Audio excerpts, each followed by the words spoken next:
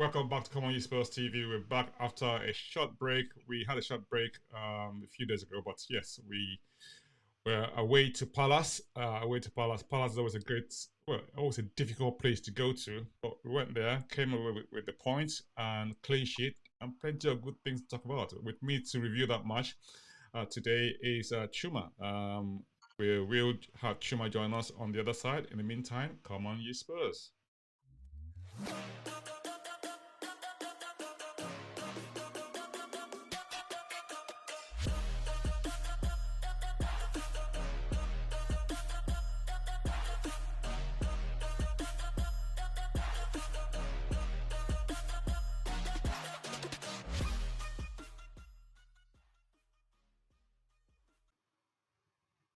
Welcome back, Chuma. Welcome back. Let's have a look. Where are we? We've had away home to Villa actually. Loss at home. Plenty of recommendation. Away to Palace. Before the match, plenty of doom and gloom. A lot of negative speak. There was plenty of big bats thrown in the press. Enoch out, Levy out, sack the manager, all sorts of negativity, you know. And so, I mean, a lot of people expected that the match against Palace would be something else, would come back and would be like all negative. I mean, and lo and behold, went there, what, 4 goals? No one expected that, but yeah, it came away with a good feeling overall for everyone. I know you're probably one of the what I call the positive ones, if you like. How about you? Had moments where everyone tearing their hair out over the last few weeks. Amazing what the win makes, what the win does to confidence, what the win does to the the atmosphere around the Spurs family. Completely. I mean, I had sort of lead and open with that, but hey, welcome to ComeonyespursTV, where we do or talk about everything Spurs. And yeah, today we're reviewing that match that, yes, sort of lifted everyone's spirit. So it's good to be back. I'm back to winning ways. Chuma has joined us today. Welcome. How are you? Oh, well, I'm super good, brilliant, thankful. Um, I mean, it's been a long time since you and I could actually say that we are talking about a game where one, Spurs scored first, Spurs didn't concede, and Spurs won. All three things, the trifecta in one live set. We've never had that before Well, on the not in a very podcast. long So time. Eh? it's not in a very long time. I Yeah. mean, this is shades of last season where we would come in every week and we were on the run and we're like, yeah, we're gonna beat them. We beat this team, we beat that team, and it was shades of that for me. But I think the biggest takeaway from this is literally everyone we criticized in the last match and the match before stepped to the fore. Hugo Lloris stepped to the fore. Harry Kane, I wouldn't say we maligned him a bit. We just felt, he didn't get any chances. Brian Hill, we felt was a poor substitute for Kulusevski, where I cried out for Lamela to come back, or even Lucas Moura, who I'm not a huge fan of. Just different things. Like I was complaining about how Conte played the guys. I felt he should have been more front foot, but everything was answered in one game, albeit more in the second half than the first half, but even in the first half, shades of it as well. Yeah, but if you have a look at that match, I mean, we started quite reasonably well. I mean, the first 20 minutes we were in Yeah. control. I mean, we had everything under wraps, if you like, and plenty of lovely touches from Hill on that right hand side, you know, and plenty of, I mean, positive stuff at least for the first 20 minutes, and suddenly Palace began to grow in confidence in the latter part of that half, and ended up the first half on a very on high, you know, and they had a few opportunities as well. I mean, they had one shot on goal that had to scramble and save by Lloris from Jordan Ayew, and I think if you look at that Palace lineup, I mean, they had a lot of skillful young players. You know, you had Zaha. Okay, Zaha is probably getting to he's top of his game, if you like, and he had Echebe Eze and other Nigerian young boy's name, Hmm. Olise, you know, Michael Olise. Michael Olise. I mean, those boys quite skillful, and they will cause a lot of teams a lot of problems. This season, I know that they've had they won away the previous match they came to us before we came to them.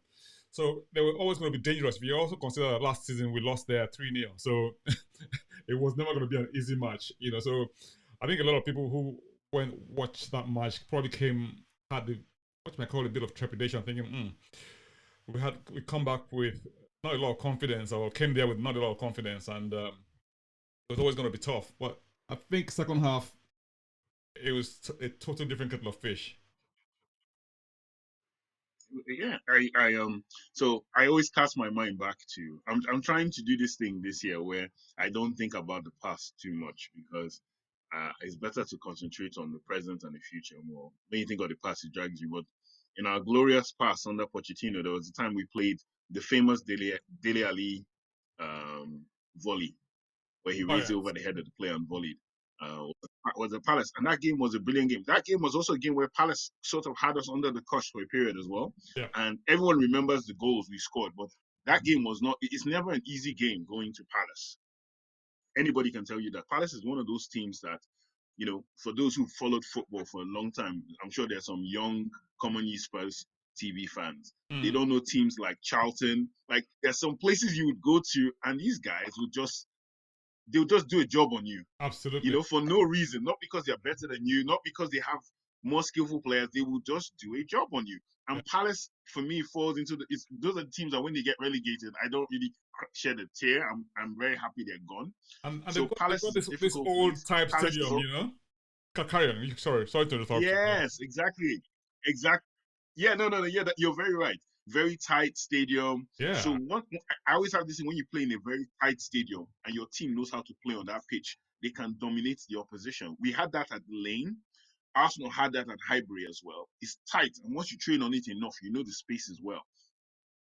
And like you said, they have three players that I've never been a fan of Wilfred Zaha. I've always felt that Wilfred Zaha was he was quite wasteful in my opinion. Like, he had all these skills, all this dribbling stuff, but when it came down to it, he just never had an end product. He would have 4 goals at the end of the season, 2 assists or something like that. With all the skills, in Nigeria, I'll say Mago Mago. Guys, he's busy.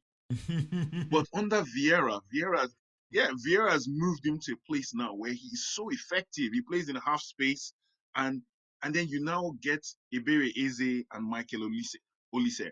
People don't understand how good those two young men are. They are very, very good. If they can step into any top 6 side, in my opinion, and shine. Those two guys are going to go very far, and I pray to God Spurs could get one or both of them if possible. I'll be delighted if we're doing a youth buying thing where we're buying young players, like, the way we've gotten Spence. And we wanted to do that, and the manager agreed to it. Fair enough. But they had too many tools to hurt us. And like you said, the first 10 minutes, Spurs were very brilliant, very bright.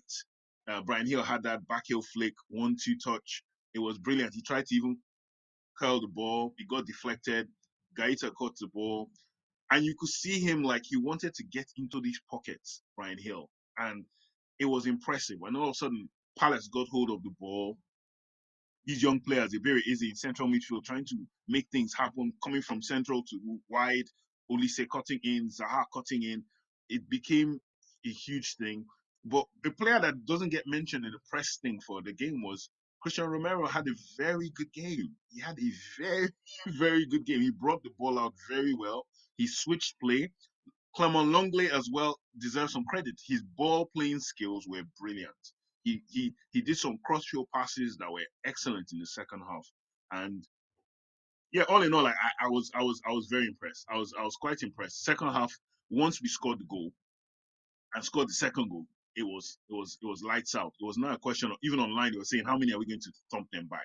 Because you could see them just drop.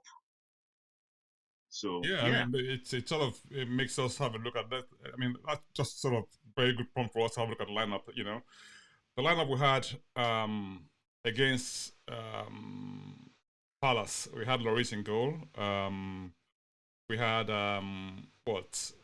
Romero, Dyer, and Longley, right? So that came back into the team. It meant obviously that Mr. Davis took a short break, right? And then in the midfield, we brought in Skip because Skip, Busuma was suspended. So Skip partnered Højbjerg, and then on the right hand side we had Doherty, and then Perisic obviously was on the left, and then wingbacks. Then Son, Hill, and Kane. But I think the key also, we had obviously, we'll come to the substitutions in a minute. What sort of got me was the fact that this is the second start Brian Hill was having in a stretch. I guess, like we said, probably because we had injuries to what's that young man's name again? Kulusevski, right? So here, of course, we had Kulusevski. Yeah. So of course, we had no choice but to field him. But here, I don't know if I said this to you at the beginning of this, but if we had a man of the match, Kane got the man of the match for this match. But let's just, even before we go to the man of the match, then let's look at some of the key highlights from a Spurs perspective, right? Harry Kane, record breaker. Come on. He's got to sort of give that man absolute kudos. 300 match for Tottenham. He's got a brace, bringing his league total to 198. It's a beast of a player. Come on. No matter what you say about Harry Kane, it's just been absolutely phenomenal for Spurs. Can't even praise him enough, for me, apart from the records he's been scoring, he's just been so consistently performing, and he's sort of, so low key as well. He's not the sort of, kind of players who you think are like the Ronaldos of this world who, when they score those sort of goals, everyone's like, yes, that's Ronaldo. But he just sort of has this very cool temperament about him that he just, you have to hand it to Harry Kane. Harry Kane, kudos to him. I'm seeing if I can find my applause button here. One second. Can I find it? That one.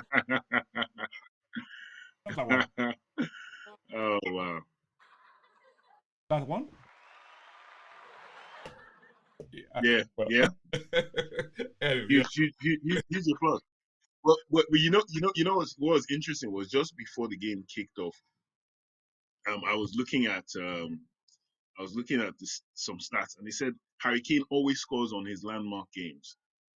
Scored on his 50th, scored in his 100th, scored in his 150th, scored in his 200th. So he's that guy. Yeah. So as soon as you knew it was his 300th game, there was no way in God's green earth he wasn't going to score tonight. And I'm really proud of him, because I remember when I first saw him, and I was like, this guy, like, he's like 2011, 2012, he was a junior player. I was like, this guy, he's not that good. When he went on loan, I made a point to look at loan players. I follow a guy called Spooky. He's a Spurs. He writes a lot of Spurs stuff. Oh, you follow Spooky as well? I follow Spooky too. I follow Spooky. Yeah. I follow Spooky. I follow Windy. And these guys cover everything. So I've been following them for years. I've been following Mr. Levi, for a long time. Shout out to Spooky, eh? Yes, they're exactly. Yeah. And the fighting cock, all these different things they've been writing. And yeah, so I've been following them for ages, and I've been analyzing. So I remember all their reports on youth players, and they said this guy was ruthless as a youth team player. So when he went on loan, I made a point to know, and I was like, this guy hasn't set the world alight on loan,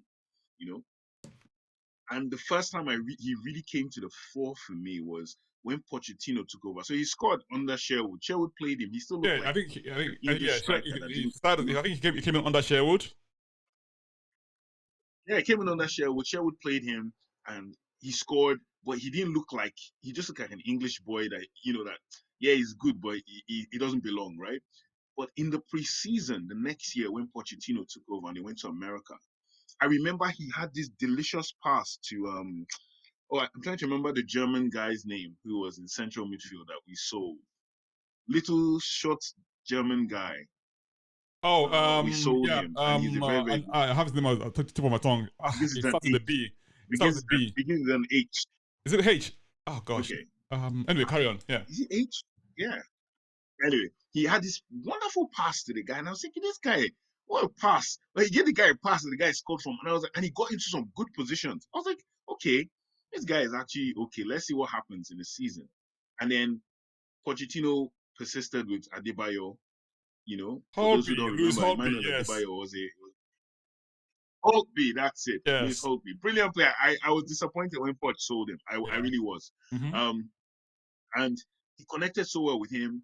That preseason, he scored some goals, you know, and it was him. That was the emergence of Dyer. We bought Dyer as well at the start. And, you know, I watched him and I said, okay. Then the season started with Adebayo starting. It was good. We thumped QPR 4-0 at 4-1 at the lane.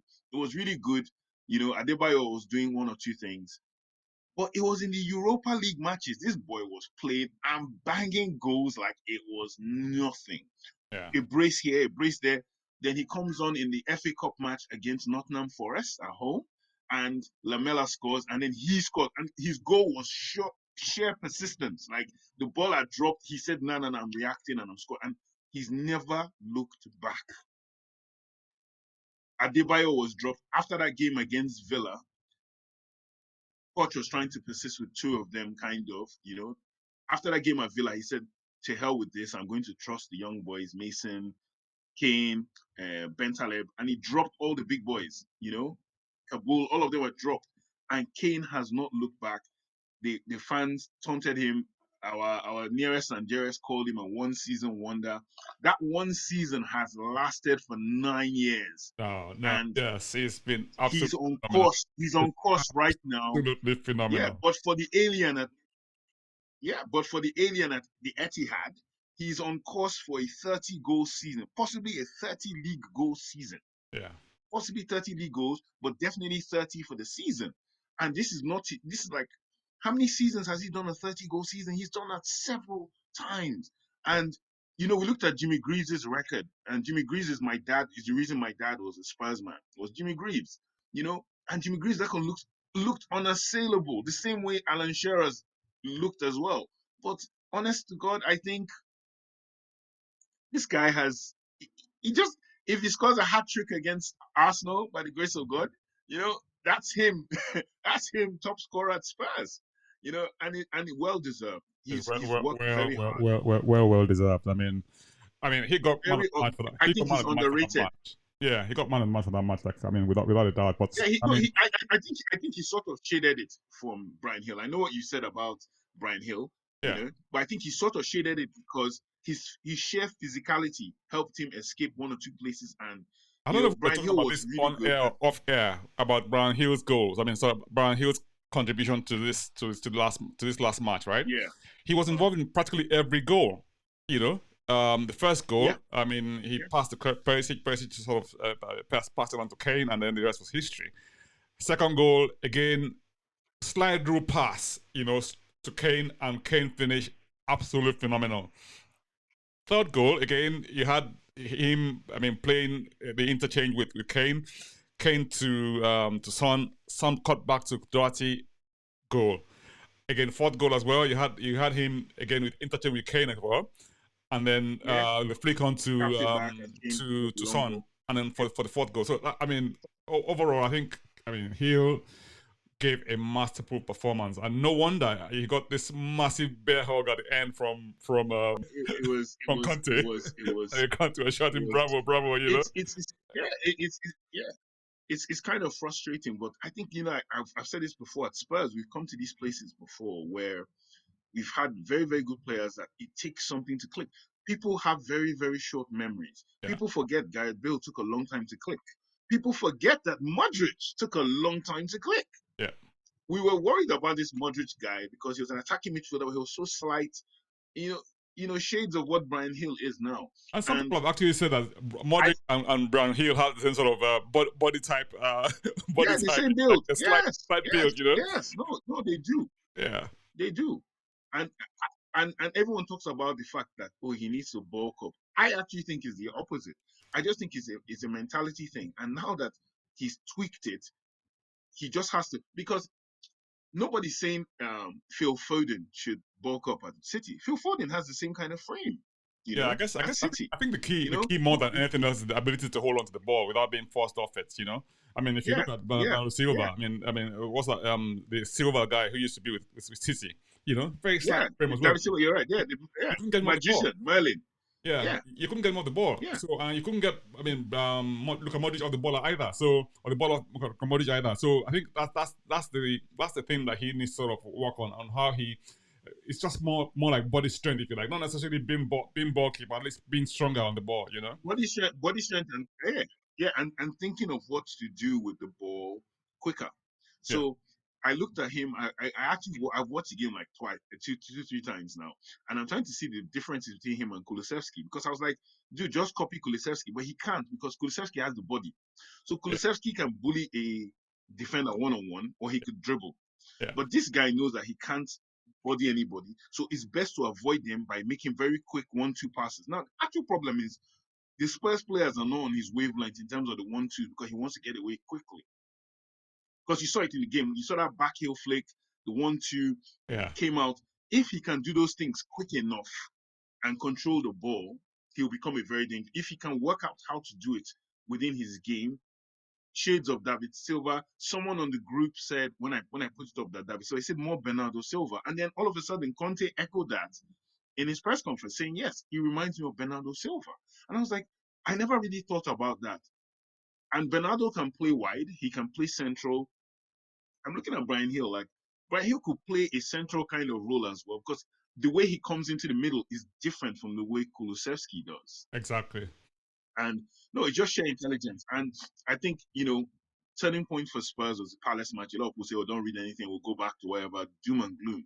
But I think something has clicked. If not for him, it's clicked for Brian Hill. And the next player you're going to mention, Pape Mate Sarr. What a cameo appearance Oh by my that young man god! Oh onto my the god! Spurs, I mean, onto the that Spurs was pitch. absolutely top-notch performance from him as well. Even though he had just a cameo, like you said. I mean, he came in for Skippy, and he just Oliver Skip. Yeah. literally just it was silky in his movement. People have compared him to like Patrick Vieira, you know, or yeah, Toure, you know, and none of those comparisons are far fetched, because I thought he played absolutely brilliant. I watched him against England in the World Cup. I also saw him during the the practice match we had just before the second phase of the season started, and he played really well against Nice as well. You know, I thought he was really good. I thought he was really superb. I mean, and Conte had come out and said that he was not going to have anyone go out on loan, which I think is a really good thing. I mean, you mentioned, was it offline? Mentioned that maybe if you include Spence in that trio, you know, of folks not going out on loan, and hopefully, I mean, play them in the FA Cup against Portsmouth, and see what he can potentially do. Maybe come up with a hat trick or so of goals if you like. We'll see. But yeah, I mean, it's Yeah. Matis Sarr was, it was excellent. I thought it was like I've been reading about him, and I'm very, very impressed by, you know, I'm a huge fan of personal development. I read a lot of personal development books. I like to try and implement a lot of personal development things. And there's this thing, grit. Grit is not just the ability to get something done, it's the mindset. It's a worker's mindset. I heard he finished the World Cup. He was offered the 2 weeks holiday, and he turned it down and came back to Spurs. Immediately they finished that World Cup. Immediately Senegal were out. He was back, and Conte was surprised. I read this from someone on Twitter, I think. Conte was very surprised. The boy came back, said, "No, I'm here to learn." And they said that thing got Conte, that it touched him. That this boy is serious, and you're seeing the fruits of it. I think the boy is really, really trying to get to grips with Conte's system and understand things. What I loved about it was there was a sequence in the game, and people, I don't know if they watch the games like that, but there was a sequence where he dispossessed someone and did like one touch passes on the left hand side. Yeah. Eventually got Sessegnon free, and Yeah. I looked at that and I said, normal players will want to carry the ball, but he knew that no, if I touch it quickly, touch, boom, and Sessegnon was gone. And Sessegnon too, one touched it into Kane. I was like, that is what you do when you're understanding when you're thinking, the when movement of the you're ball. thinking ahead, you Yes, have when you're this thinking. mindset of saying, look, let's make it, how effective can we be, So, I mean, Yeah, and Brian Hill had a bit as well, where Brian Hill picked Jeffrey Schlupp's pocket, right? And Sarr had a bit too where he did the same thing, where he just stuck his foot at the right time and collected the ball and moved. And I said, this is, yeah, it's a little thing to some people, but for me, it's these are signs. I can see something in their play. It's not just calling out, oh yeah, these two guys did very, very, very well. I was happy also that Harvey White got his debut because I followed Harvey White for a long time. We're playing Portsmouth, who um, Portsmouth, he was on loan to Portsmouth, I think last year or the year before. Harvey White is a very good player. He's a very good boy. I think if he plays against Portsmouth, he will surprise a few people as well. I think he's good. I don't know if he's good Spurs forever, but he's like how Ryan Mason was. He's just this faithful club servant boy that knows how to play. Maybe like Harry Winks as well, though that's not a favorable uh, thing right now. Talking about Harry Winks, but well, I mean, you got to look at what you got, I mean, haven't you? So we have and then Son's breaking that hoodoo as well. Haven't not scored since October, and I mean, since this is his first goal since he started. I mean, this is first goal him starting this season. Which is really remarkable for a player who won the Golden Boot last season. So it's great that we had that sort of live. I mean, good performance across the board from the squad. I mean, good for confidence. We're going into the next match against. And let's not forget Hugo Lloris. Oh Hugo yes, Lloris came out with a couple of fantastic saves. I've three saves actually. Jordan Ayew is not a prolific goal scorer, but he's the kind of striker that causes your defense problems, and he has a very quick shot. He has a quick reaction shot as well. And Zaha as well is someone that can just cut in and just curl the ball. 3 or 4 major saves that people didn't really notice because it's Hugo. Hugo has always been an excellent shot stopper. That has never really been our issue with him. Our issue has always been his distribution and stuff like that. But on the day that he needed to be a shot stopper, Hugo Lloris did his work for Spurs and stood up to be counted, especially after the Villa game. There was one point, I mean, in that game, which I think we were 4-0 up, and someone came with a snapshot that he just clawed out of the sky. That was absolutely fantastic. Yeah. Jordan Ayew. Brilliant reaction. Wow. I mean, you're already 4-0 up, and you're still so alert to have a clean sheet. So that was absolutely brilliant. So I think he did a bit of a redemption job on himself, if you like, I mean, after the howler against Villa, But yeah, I mean, we overall absolutely fantastic performance. Perisic and his assists, gosh, where does he get those crosses from?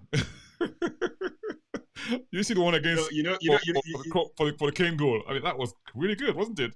Yeah, no, it was funny because there's a guy I follow on Twitter, and the guy wrote there like he literally wrote like, what does this Perisic of a guy do? And within a minute he said, I now see what he does. Like literally as soon as he wrote it just before they like, I don't get this Perisic guy. And Perisic just he stood that ball up. Told him what he does, eh? It was the perfect.